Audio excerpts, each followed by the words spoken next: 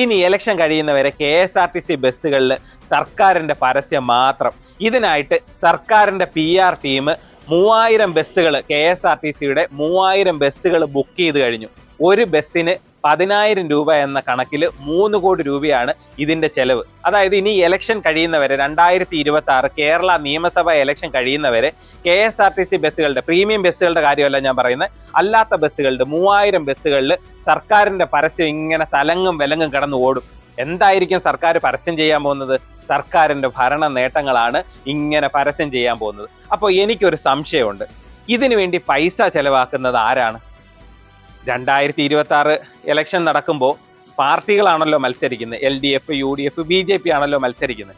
അപ്പോൾ ഈ പരസ്യം കൊടുക്കുന്നത് LDFന്റെ വിജയത്തിന് വേണ്ടിയാണല്ലോ, ഭരണ നേട്ടങ്ങൾ കൊടുത്ത് അടുത്ത വോട്ടുകൾ മേടിക്കാനാണല്ലോ. അപ്പോൾ യഥാർത്ഥത്തിൽ ഇലക്ഷൻ നേരിടുമ്പോൾ ഈ പൈസ എവിടെ നിന്നാണ് കൊടുക്കേണ്ടത്? അപ്പോൾ 3 കോടി രൂപ ചെലവിട്ട് സർക്കാരിൻ്റെ ഭരണ നേട്ടങ്ങൾ ഇങ്ങനെ നാട്ടുകാരെ അറിയിക്കാൻ വേണ്ടി KSRTC ബസ്സുകൾ ഇങ്ങനെ തലങ്ങും വിലങ്ങും കടന്ന് ഓടും. ആ ഓടുന്നതിലെല്ലാം നമ്മൾ പരസ്യങ്ങൾ ഇങ്ങനെ കാണും. എന്താണെന്നൊന്ന് നോക്കണേ. ഒരു ബസ്സിന് 10,000 രൂപ വെച്ച് 3 കോടി രൂപയാണ് ഇതിന് ചെലവ്. ഒരു ഡൗട്ട് ഞാൻ ചോദിച്ചോട്ടെ, നിങ്ങളുടെ ഭരണ നേട്ടങ്ങൾ പരസ്യം ചെയ്താണോ ആളുകൾ അറിയേണ്ടത്? അത് അനുഭവിച്ചറിഞ്ഞവരല്ലേ നിങ്ങൾ വോട്ട് ചെയ്യേണ്ടത്? അല്ലാതെ ഞങ്ങൾ ഇന്നത് ചെയ്തു, ഇന്നത് ചെയ്തു, ഇന്നത് ചെയ്തു എന്ന് പരസ്യം നടത്തി പറയേണ്ട ആവശ്യമുണ്ടോ?